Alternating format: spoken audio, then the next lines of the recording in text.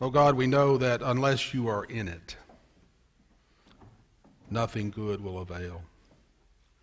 So we ask that you be with us here this morning, that you touch our hearts and our minds and this spoken word, so it may feed us and grow us in the faith.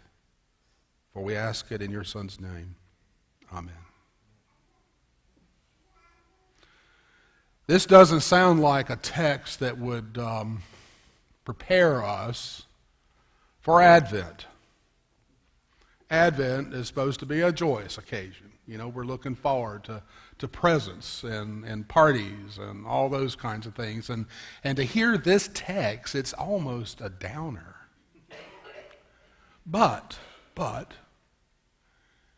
if you're standing at the edge of the abyss with your toes hanging over the edge, and you're peering into darkness that has no light, except maybe a small pinprick, and you focus upon that light, and focusing on it enough and long enough, you realize that light is the Star of Bethlehem. Maybe the text is appropriate.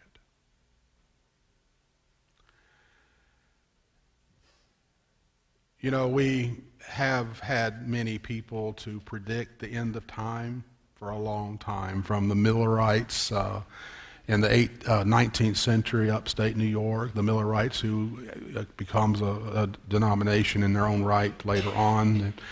People have predicted when the end of time is going to take place. And remember, not that long ago, we had Y2K, and we thought everything was going to come unglued because of Y2K.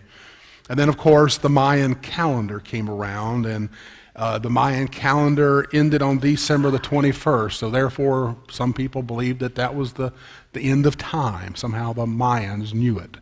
And it didn't happen. And I went the other night and did a little research, and I found some quotes about the Mayan calendar. And one was, well, folks, it's December the 21st, or as the Mayans call it, April Fools. Jay Leno.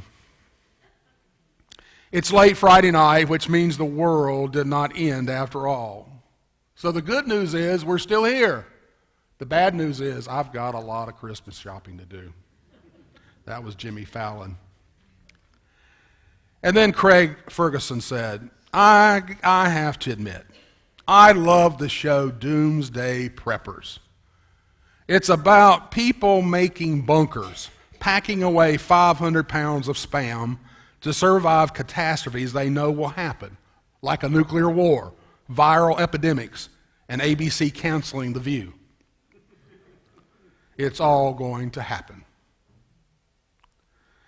Now, my grandmother thought the world was going to end when we landed on the moon.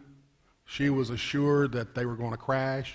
And that passage in the Bible about the blood moon and all that, she thought that was going to start the end of the age.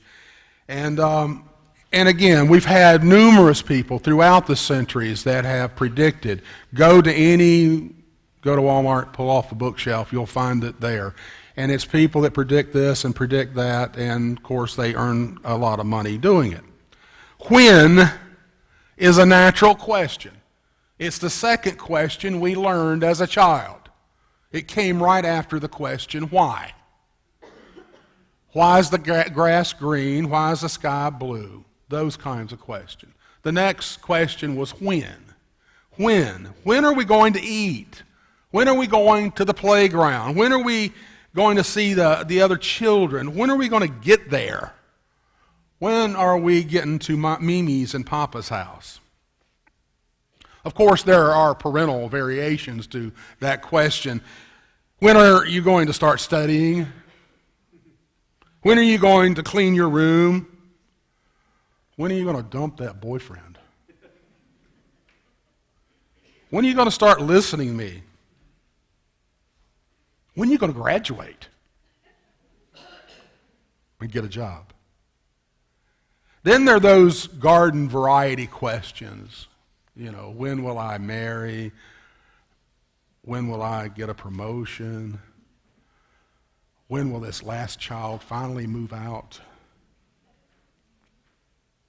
Then there are those questions of introspection.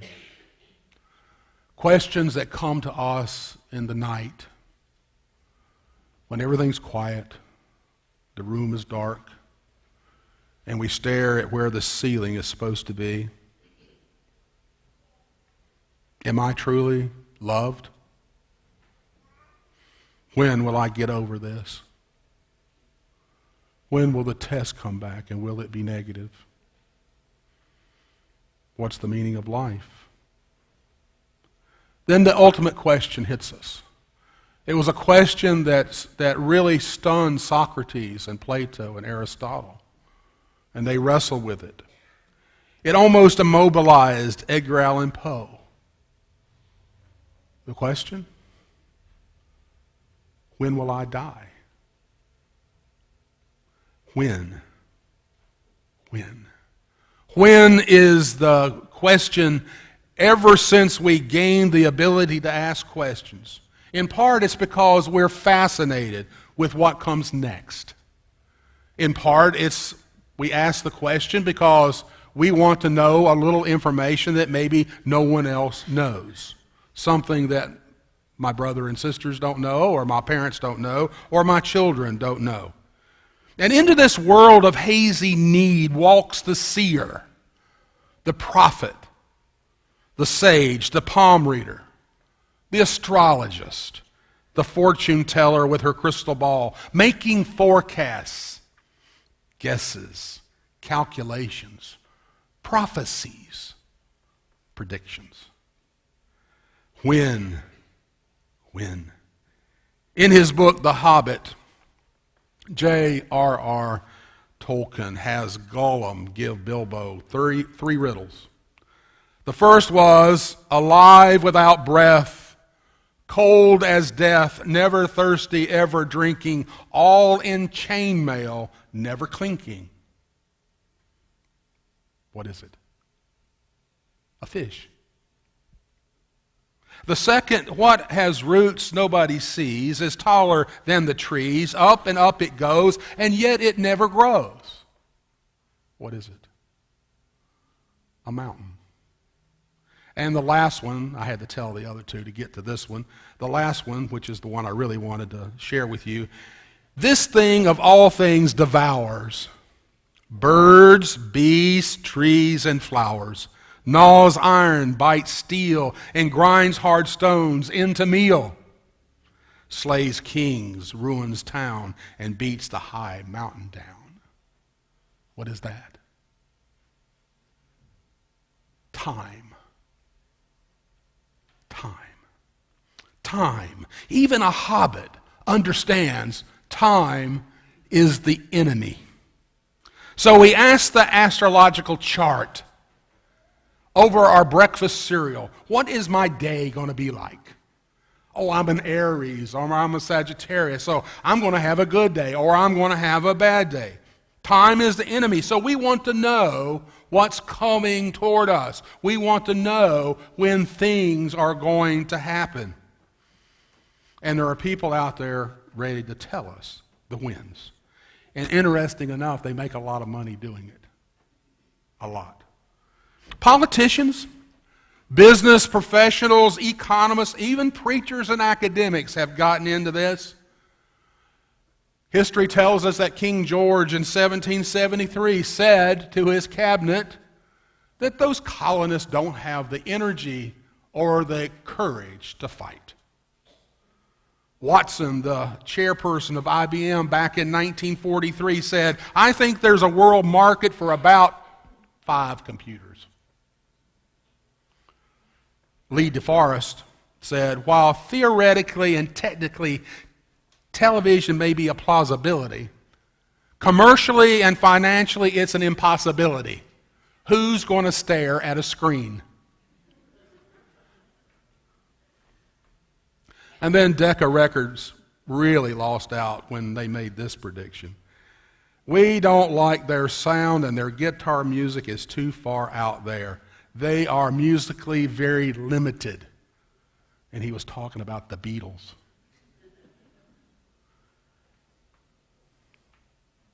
Then there was the poor fellow that said that high-speed air flight would never take place because people would get airsick and suffocate.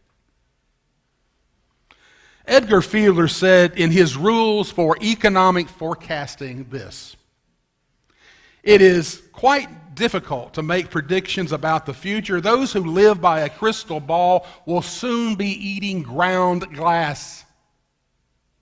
And when you make a prediction, you're going to be wrong. You just don't know how and how much. And if you ever are right, don't let anyone forget it." The future is not easy to forecast. But that never stops people from trying. Every year, well-intended people just produce these blogs and these books and, all these things predicting the end of time. And they've been doing it, it seems, since the beginning of time. Even Paul, the Apostle Paul, thought the end of time was very near when he was writing his letters to the churches around the Mediterranean. People will grab this text before us this morning and try to determine when the end will come. And they'll talk about Jesus saying wars and rumors of wars and nations rising up against nation, and that there will be earthquakes and famines. Well, to use a vernacular term that our younger people use, well, duh. Those things have been happening ever since humanity existed. There has been war and rumors of wars. There's been earthquakes and there's been famine. They have not stopped, and they will continue. People today want to know when. When is the end of time? And my grandmother, bless her heart, she knew. She knew the date. She knew the time. She knew the Antichrist. And she also knew his Social Security number, his telephone number, and his house address. And she would throw out a dozen predictions and hope that something would stick. And finally, one would hit the chart. And then she'd say, "See there, I was right." And totally ignore the other 50 predictions that she had made. Now, for some inconceivable reason, most miss the end of this text. Jesus said, "But about that day or hour no one knows, neither angels in heaven nor the Son of Man, but only the Father. Be aware, keep alert, for you do not know when the time will come." You see, the Jews have been waiting for 7 centuries. Every time someone in the southwest wanted to attack somebody in the northeast, they came through that little narrow strip of land called Israel and trampled it underfoot. And anytime someone in the northeast wanted to trample somebody in the southwest, they came right back down through Israel to get there. And then let's not forget, Assyria and Babylon took Judah and Israel into captivity. They knew what the end felt like. And they had been hoping and praying that the Messiah would come back and end all this and set them back up in domination. Now, being a male, I don't know much about birth pains. I was a paramedic and I was involved in assisting 5 births. And one of the children's actually named after me, William Harvey Smith. And so I was up close to some birth. But the one that I really realized how painful it was when our firstborn was on the way. And Gail just about broke half my hand. And I realized this thing called birth pains has to be pretty painful. The closest I can empathize was when I had a kidney stone. My urologist, who was also a female and had given birth, said and had a kidney stone too at one time, said kidney stones are close, but not that close. But that birth pain is not the end, is it? No. Birth pains are not the end. What is? The baby. The baby comes, and the baby is going to grow, and that baby is going to thrive. What Jesus is talking about here is not so much an ending of something, but the beginning of something. And for some strange reason, we focus in on the negative. All we see is the ending. And what Jesus is celebrating in this text is the beginning. Old is dying away and new is coming to life. Now, what happened in Paris reminds us we live in the darkness of what might happen next. I was listening to a CNN reporter the night of the shootings and the bombings. And bless her heart, she could not report on what was at hand. She kept talking about what might be to come. So what she was talking about was darkness that hadn't even taken place yet. She couldn't stay in the moment. She had to take it even further. Now, you and I and Christians throughout the world, as followers of Christ, are called to live life in celebration, regardless of how dark it might become, or how treacherous it might become, or how dangerous it might become. You and I are called to be loyal, to be faithful, to be dedicated, and to be committed. Jesus didn't give these words to give us a warning so we could run and hide. These things are there to give us a warning to stand up and be counted, to live out our faith in courage and with boldness. If you and I hide ourselves away from ISIS or whatever the bad guys might be, if we hide ourselves away, they have already won. Darkness has won. We've got to be bold. We've got to step forward. We've got to live our lives with courage in faith. There's a story about some young seminarians who were playing a pickup basketball game when they noticed the janitor sitting on the bleachers reading. And being a little self-righteous as seminarians go, they kind of melt their way over to the janitor, and one of them asks the question, "What are you reading?" And then the janitor says, "Revelation." And one of them asks, "Do you understand it?" And the janitor says, "Of course I do." And another one asks, "Well, what's it about?" And the janitor says, "In the end, God wins." What a beautiful statement about that book.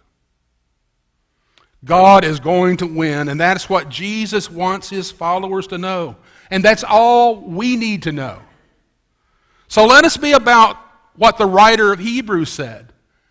Consider how to incite. I love that word. Consider how to incite one another to love and do good deeds. Not hide away in fear. Jesus wanted to encourage his disciples, and I think Jesus wants to encourage us today in the light of the darkness of this world. There is no doubt dark and ugly things fill the world. Children are executed because of the religion. Evil is called good, and good is called evil. The weakness of others are used to satisfy the bloodlust of the strong. And it does seem at times this world cannot get any worse, and thus near the end of days. But instead of becoming weak and immobilized by it, this is when we should be most determined and bold. This is the time when we show what our faith has made us. Tony Campolo tells a story about his home church. And on Good Friday, they had invited 7 preachers to speak. Don't ask me why. He didn't know why. But they asked 7 preachers to speak on Good Friday. Had to be a Baptist church. And Dr. Campolo spoke first. And it was a real emotional sermon. He got into it, and he started getting amens and hallelujahs throughout the congregation. Yeah, it had to be a Baptist church. And when he sat down, it felt satisfying to him, and he could see the satisfaction on the congregation's face. And then the second minister stepped up, and he was an older gentleman, and he thanked Tony for his sermon. And then the pastor said, it's Friday, but Sunday's coming. And he hooked on that. And each time he repeated that phrase, he got just a little bit louder. It's Friday, but Sunday's coming. He said that again and again. And finally there was an amen over here in the north wing. And he said it again, and there was a couple of amens from the south wing. And he said it again, and the deacons in the center got all revved up, and they started amening his sermon. And then he said, it was Friday, and Pilate washed his hands of it all. The Pharisees were strutting around, laughing and poking each other's ribs. They thought they were back in control again. They didn't know it was only Friday and Sunday was a-coming. He was nailed on an ugly cross and hung there in pain and was bleeding and dying. And when he breathed his last, they took him down and stuck him in a borrowed tomb. Evil thought it had won. But it was only Friday. And Sunday was a-coming. Then he stopped. He gave a long, long, awkward silence. He stood there, staring at the congregation. Then to the top of his voice, he screamed, it's Friday! He didn't say anything else. And the congregation in one unified voice said, but Sunday's a-coming. Jesus wanted those disciples to know that Sunday was coming. It's a-coming for you and it's coming for me. That we can be assured. We can't predict or foretell or forecast. There, yes, will be wars, and there'll be more rumors of wars, and yes, there will be earthquakes, and yes, there's going to be famine. But sound theology reminds us that God is for us and not against us. That God can be trusted. Even when the end comes, it will merely mark not an ending, but a new beginning.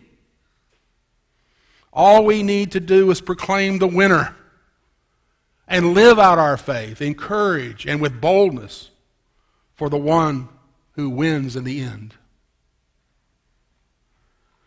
So be an encourager.